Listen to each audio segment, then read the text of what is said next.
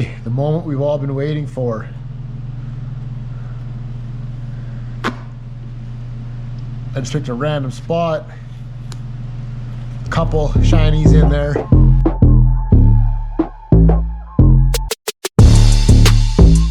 Hey guys, Matt here, Hollywood's Garage. Today we're going to be doing the first oil change on the DFC long block 6.4 liter Powerstroke. I got about 600 kilometers on it. It says to change it before the 1,000 mark, but we'll do it now. I already got the oils here. Yes, I went with 1540 even though it's still winter out there. Motorcraft's filter. The reason why I'm going 1540 is this truck barely gets driven. And I mean, in what, 2 weeks I have 600 kilometers on it, which is nothing. And then I barely put on 10,000 a year, so it'll be good throughout the whole summer. First, let's see if we can do a cold start.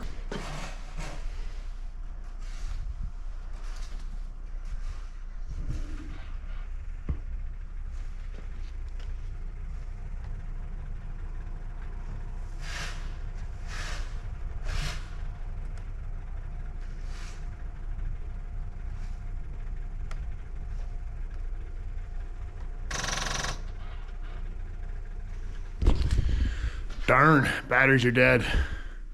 So, I mean, they're 2018. They're old, I knew that. Going forward, and I have new batteries. So, I'll get out my battery charger. We'll get a charger on it, and then we'll get all the snow off of it, get it all warmed up, idling warm. We'll bring it in the garage, and we'll do the oil change. Don't judge me. Yes, I use a push broom to get snow off.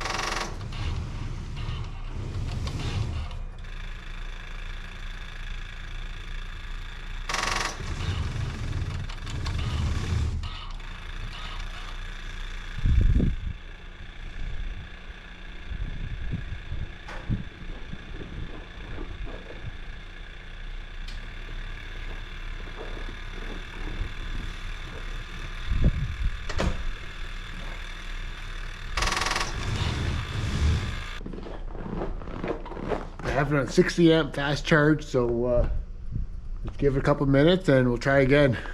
Minus 18 Celsius. Truck's been sitting for a week and a half. 2 snowfalls, as you can see, and this is what we're at. Did some shoveling, so 5 minutes has gone by. Let's give it a try.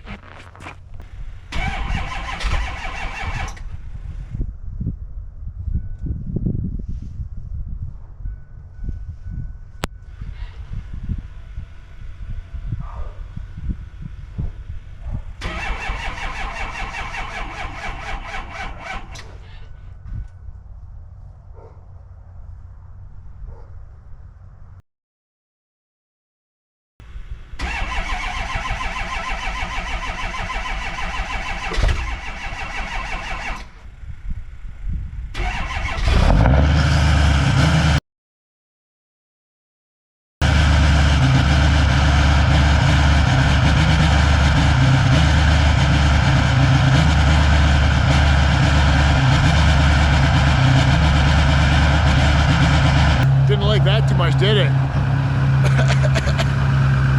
Get it pulled in the shop now.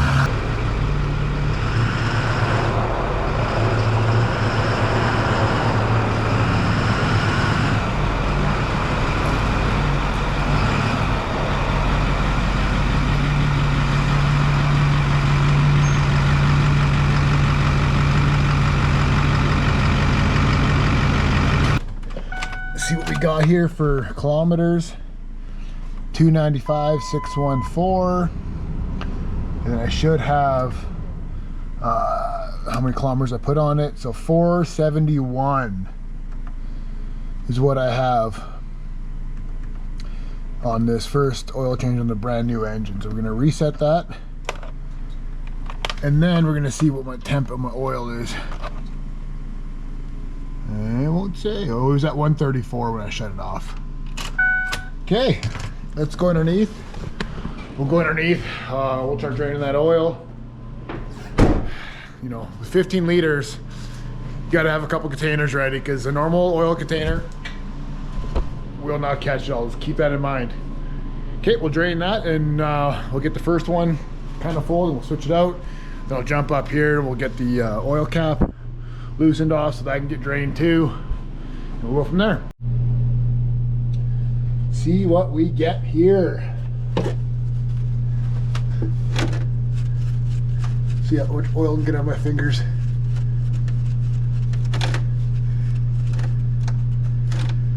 Is that washer gonna stay on? So far. There we go. How's it look?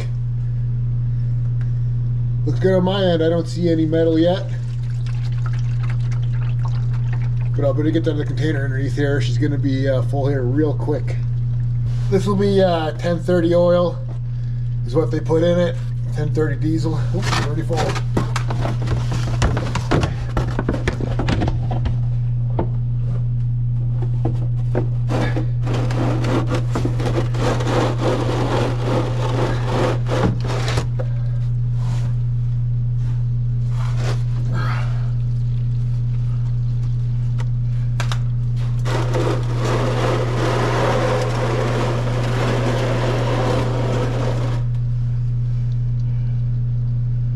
Looking good.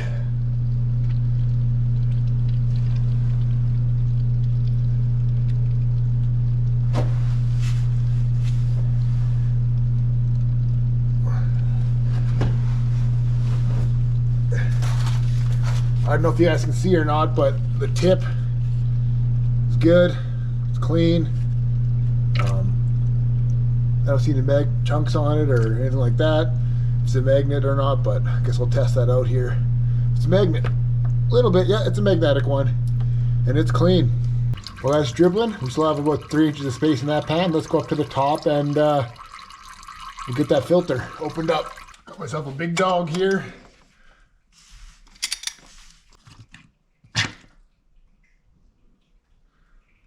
That sucks. I'll get some rags around it. Brand new, clean engine, and it just, I can't make a better design. There we go. She drained. We'll go through these pleats and this filter, look for any metal or chunks like that. Once we get it all drained and pulled out. Man, 1030 is pretty thin. But that's what they call for nowadays, the new diesels. I have 1540, Motomaster Canadian Tire Oil. I can show you right on the back, it says it's designed by Shell. So it's the same shit as Shell Rotella, just dinosaur oil, it's not synthetic, which I prefer anyway. So I change it. I'm gonna be changing every 5,000 to 8,000 kilometers. I think 10,000 is normal, but I'll go more because I don't want my coolers to plug off, or I plan on keeping this truck for a long time now. It's got a new engine. But yeah, 1540 because I don't barely drive, as you guys can tell. Put 500 kilometers in like 2 weeks. And with summer coming up, it's March 1st, so I don't want to be changing oil again in 2 months. We'll get the new filter oiled up and put in. Well, the O-ring lubed up and the new filter put in. Come take a look inside the canister. All looks good. I don't see any chunks, nothing like that. She looks good.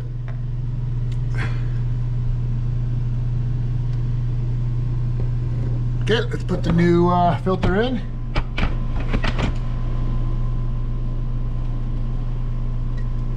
Actually, we snap it onto the lid first. I already got the new O-ring put on and lubricated up. It's a Ford cap, Ford filter.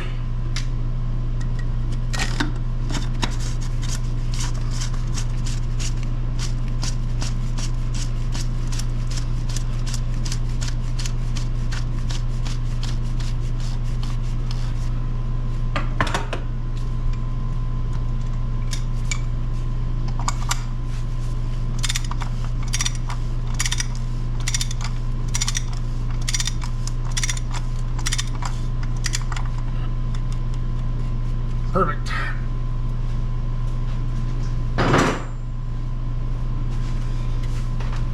Okay, oh, I hate when there's oil. I guess it just sucked that it came out the sides. Brand new, all clean stuff. Just had a new engine. Now I gotta go around with a rag and fine tune it all.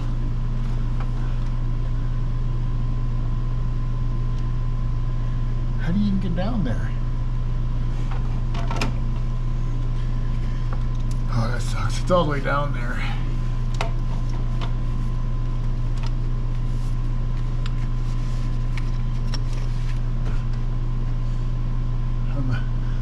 On the I guess it'd be the cooler location. The only way to get to it would be to remove the air filter tube and clean it up that way, but I don't think I'm gonna do that. Maybe I'll spray some brake clean down there, it'll help. So this is what I went with. Motomaster 1540 diesel. Sits it right on the back, right there, developed with Shell technology. So keep that in mind. Even the guy at the Ford dealerships, Ford doesn't sell 1540 anymore. And even if he said you better just go get Rotella for the price. People usually don't buy Ford oil anymore, unless you're going there for an oil change, obviously. So this will take about 14 liters. I already put the drain plug back in, so don't worry about that. I put about 12 liters in there now. About 3/4 we have the dipstick. Obviously the canister will be empty as well, so let's start it up. We'll let it idle for a little bit. Get the oil pumping around and we'll check the level and fill it back up.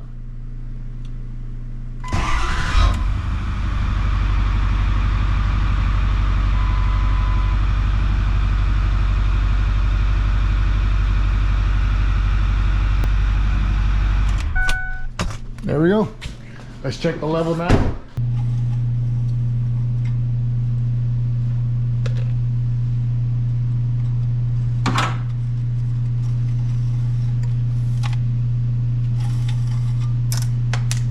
Get over here. We are dry on the stick.